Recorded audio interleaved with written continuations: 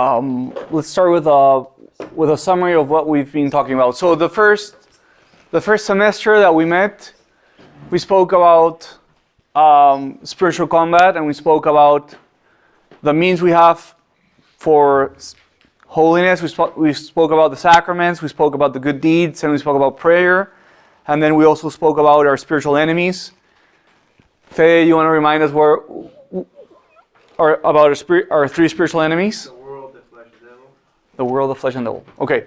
This semester we were speaking about the auxiliary means for holiness, right? So prayer, sacraments, and good deeds, they affect our souls directly, but now we're talking about auxiliary means for holiness that don't affect our soul directly, but they help us in our spiritual growth.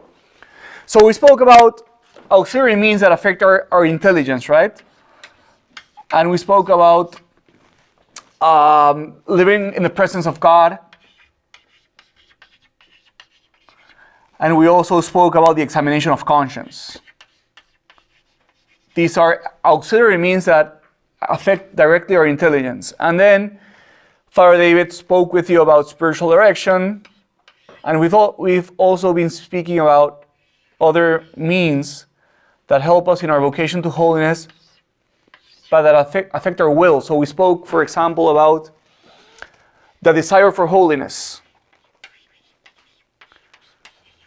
I know that you spoke with Father David last week about holy friendship.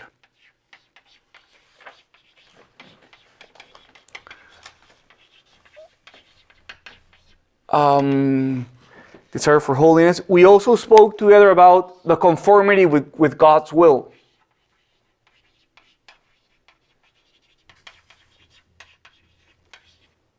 Okay, today we will speak about, we're almost coming to a close with all of these topics. Today we're going to talk about a beautiful topic, and it's fidelity to grace. It's such a beautiful and important topic for our spiritual growth. Fidelity to the divine inspirations. It's hard to me to highlight enough how crucial this is for our spiritual growth. How loyal we are to God's inspirations in our hearts and to follow those inspirations.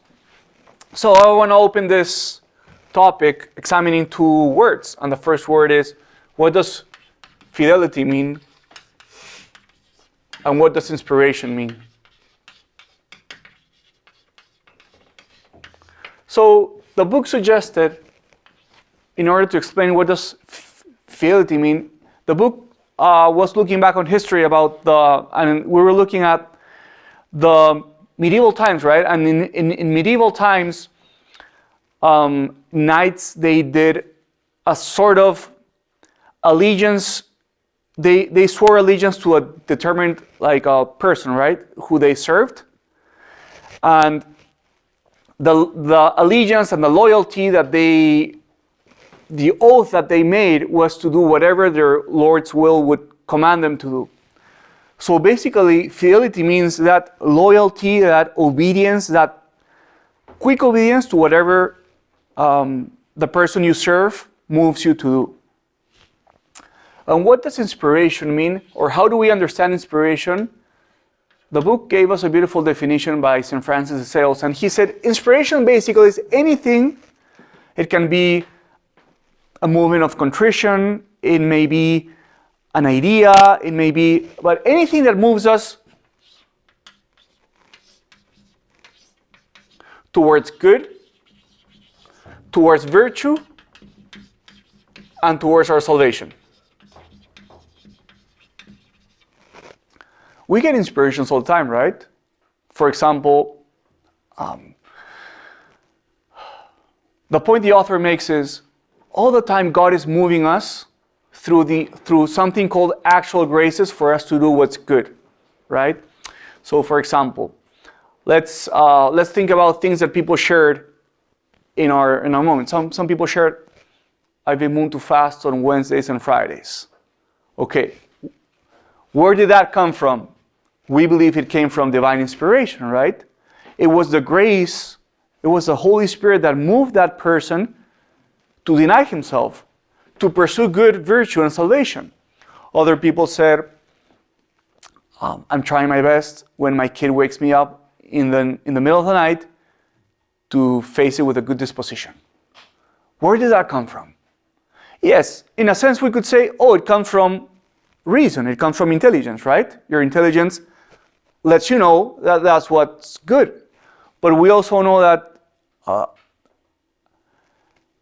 the Holy Spirit works in our intelligence and offers our intelligence suggestions towards good, right? So inspiration is anything that we receive from the Holy Spirit that moves us towards good, virtue, and salvation. This inspiration in the theology field has a technical term, and the technical term is, in Spanish we say, gracia actual. Have you heard the translation, Fede? Actual grace. Actual grace. Yeah, actual grace. It's a movement that comes from the Holy Spirit that inspires us to work what is good in our life. So the author makes an interesting analogy to understand inspiration. He says, in the same way that temptation moves us towards sin, maybe you guys remember that temptation has 3 stages. First comes temptation itself. The last stage is consent. And the intermediate stage is, ¿cómo se dice? Delectación? No idea. Do you know, Michael? Like when you've received a temptation, you haven't done the action in itself, but you've already given your will to the temptation. You've already found pleasure in foreseeing the sin that you will commit. In Spanish, it's called delectación. Delectación means basically when you find pleasure in something. Okay. The point I'm trying to make is, if we want to understand inspiration, a useful way to understand inspiration is looking at temptation. In the same way that sometimes nature or the devil tempts us and moves us towards sin, in the same way the Holy Spirit moves us with an inspiration towards good virtue and salvation, and that's what we call actual grace. Okay. The point I want to bring across is this. Sometimes we think that inspirations are very unusual in our life. Like every once a month, I receive an inspiration. But what the point the author is trying to make, and I subscribe to what the author is saying, is he says, in the same way that we need oxygen for our lungs to survive, in the same way, the Holy Spirit is moving us all the time towards what's good. All the time. He's moving our intelligence and our will permanently so that we can fulfill our duties of our particular state and move us towards holiness. So what I'm trying to say is, inspiration is not something that comes every once a month. The Holy Spirit moves us permanently towards virtue and salvation and good on a daily basis, on a permanent basis. For example, if right now there's a voice in your head calling you to pay attention because there might be something useful in what we're sharing, that's an actual grace. So the Spirit is moving us not every now and then. He is moving us all the time. Right? Okay. What's the problem? Can you repeat that? That seemed like an important thing I should pay attention to. That's a joke, right? Yeah. Okay. Sorry, that might have been a temptation to interrupt you, I think. So, the question is, how much are we moved on a day-to-day basis, on an hour-to-hour basis, by these divine inspirations? How much would you say, or would you recognize in your own life, that you pay attention to the actual graces that you're receiving that move you towards holiness, towards salvation, towards good? And the point the author makes is, most of the time, we're disconnected from the Holy Spirit. And yes, we're acting according to our reason, and it's good to follow our reason. But he says we should be more focused on being attentive to the Holy Spirit and to his motions than only to reason. So then he asks this question, right? He says, why is it so difficult for us to be connected with the inspirations and the actual graces that the Holy Spirit is sending our way? Why are we so disconnected with these inspirations? And he says, well, the first reason is because we live, Fede, ¿cuál es la palabra? Disipado, dissipated? You have that word in English? Distracted? Dissipated, I think, is a better word. Yeah. The first reason why, so how can we be loyal and faithful to the divine inspirations if we don't know these inspirations? And he's saying the first reason why we don't notice the inspirations is because we're disconnected from God throughout the day. We are, ¿cuál es la palabra que acabo de usar? We're dispersed. We are distracted. Okay, let me put it this way. And I know we've talked about this before when we were speaking about the presence of God, right? The more you live the presence of God, the more likely you are to be in touch with His inspirations. So again, this begs the question, how connected are you living your day with the Lord? Like how many pauses do you take throughout the day, throughout your working day to say, Lord, I call in your presence right now. I remember a couple of months ago for Advent, we had a beautiful retreat for the priests of the diocese, and there was a Dominican priest speaking to us, and he was speaking about being recollect. Being recollect. Being recollect is something closely connected with being connected with the divine inspirations, because being recollect is the exact opposite of being distracted. Okay? And you know how he defined being recollect? He said, being recollect is the way how you choose to spend your in-between times. Right? So for example, between a meeting and a meeting, how do you decide to spend that time? Do you turn immediately to your phone? Do you turn immediately to do other stuff? Or do you have a little bit of time for yourself?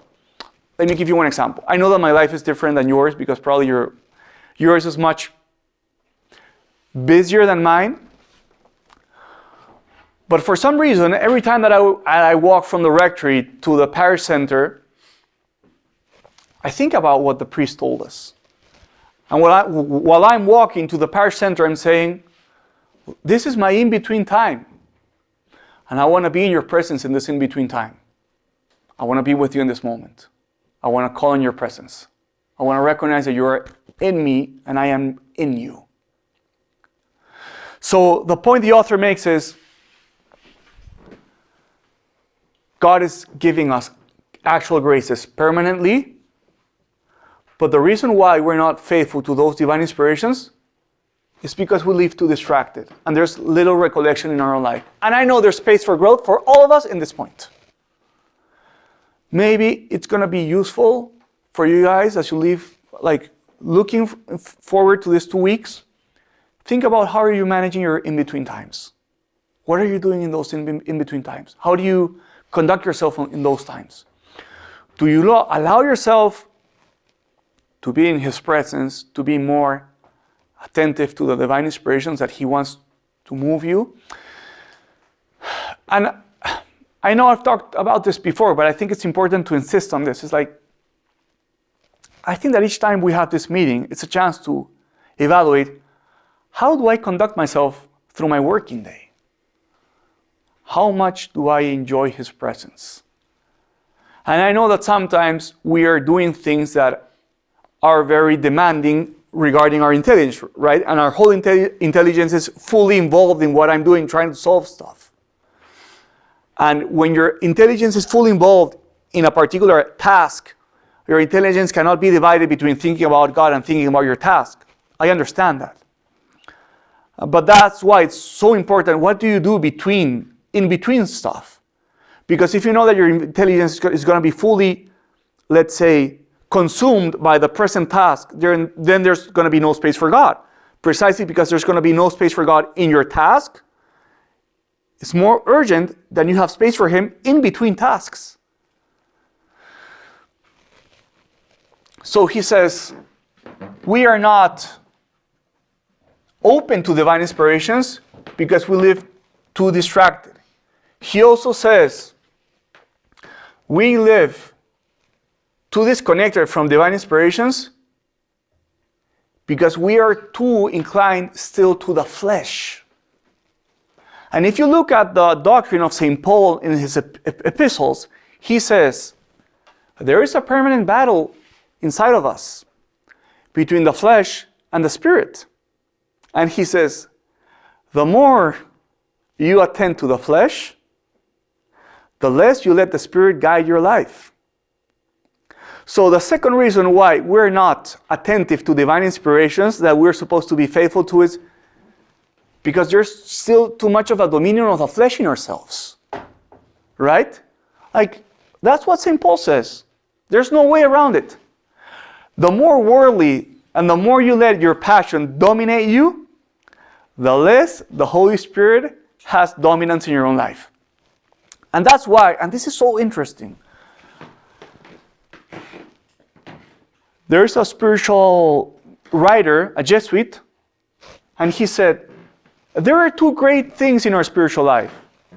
He said, number one, purification of the heart.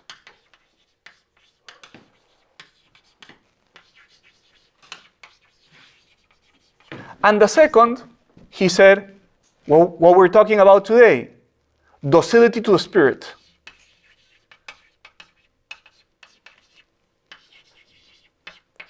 And the whole point he makes is, the more you purify yourself from your passions, the more you are able to die yourself to your flesh and to the worldly inclinations, the more you're able to purify yourself from this, the more capable you will be of finding docility to the Spirit. So, for example, let's go back to the example, to what Dave said. He said, I felt inclined, and I'm following through the discipline of fasting on a Wednesday and on a Friday. What is that but an effort to do a purification of the heart? An effort to die to our worldly and flesh inclinations so that we can allow the principle of the Spirit to have a greater, let's say, predominance in our own life. And that is why we come back to a thing that we haven't spoken enough about, and perhaps I haven't insisted enough about, is the importance of mortification in our life. The importance of dying to ourselves. And this is a reason that St. Paul offers us. The more you die to the flesh, the more you become a servant of the Spirit. You can't be servant of the Spirit and of the flesh at the same time. So the second point he makes is, why are we not docile to the inspirations, or why do we not perceive the inspirations? Because we haven't gone through the process of the purification of the heart. You look at the life of the saints. Look at the testimony of the saints. They all coincide in their relentless battle against flesh and world in their own life. And that's why they came to be so docile to the Holy Spirit. Let's think about the life of Father Menor. Like, he was relentless in his battle against his own passions, in his life of mortification, in every single aspect of his life. And sometimes for us, it's hard to understand, why did the saints go to such extremes in their mortification? And the answer is here. Because they understood that the more they died to themselves, the more they would find docility to the Holy Spirit. Guess what? Where do you think you find more happiness? In the docility to the Spirit, or in the slavery of your own passions? We all know the answer. In the docility to the Spirit, that's where you find true happiness. The third reason that the author offers of why are we not attentive to the inspirations is because he says we're still too attached to worldly things. We're still too attached to worldly things. So the 20 minutes are almost gone. I think they're gone already. So I just want to finish with this.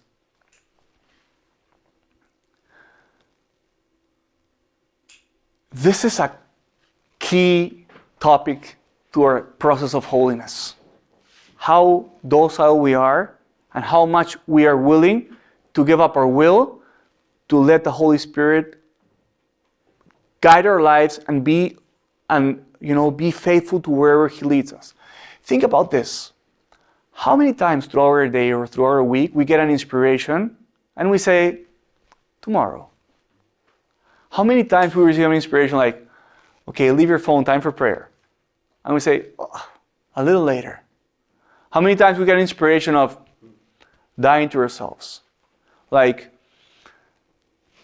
you've had enough to eat. Or you've sought enough entertainment right now. And we say to the Holy Spirit, don't bother me right now. Leave me to myself. Leave me to myself. Do you think we're going to be holy if we're telling the Holy Spirit, don't bother me? No. But for some reason, the saints were capable of saying, whatever you ask from me, I'll do it. And that's so admirable. That is something that it's hard for me to understand, how the saints could reach such a level that they were able to say, whatever you ask from me, I'll do it. In the small and the big. Well, I think here we have a key. Because first, they had that capacity to die to themselves first. So in this struggle between flesh and world and the spirit, they were very determined in giving death to the flesh and to the spirit. So, how do I want to finish this teaching moment? First of all, we got to be working more and be attentive to these divine inspirations, right? And think about this. Think about the in-between times. Be attentive to your in-between times, right? You guys are busy people, okay. But sometimes you have a little moment between one thing and the other. How do you spend that moment? Raise up your heart. Lift up your heart. Think about this. Think about how either you're moved by the Spirit or you're moved by the flesh. It is my opinion that we should have, all of us, some sort of discipline for mortification, right? In the same way that hopefully we have a discipline for prayer, there has to be a discipline for mortification, right? A little bit of a schedule. What am I going to give up every day? A little bit, something, right? And remember, if you hear this inspiration of the Holy Spirit moving into something, don't say tomorrow. Don't say later. Do it in that moment. I want to finish with this. The author uses this image. He says, each inspiration is connected with other inspirations, like a rosary, right? He says, when you give up one inspiration, when you say to the Lord, not right now, come back later, I'm busy right now, I'm busy with with myself, he says, you cut off the entire, let's say, sequence of inspirations that were connected to that first inspiration. And all of the sequence of these good inspirations will lead you to spiritual growth. So, let me put it this way. Every time that we say no, we not only say no to that divine inspiration, we say no to everything that came after that. Think about how the saints were capable of saying, whatever you ask from me, I want to say yes. I want to be moved by you. I want you to lead my life and to move my life. Okay?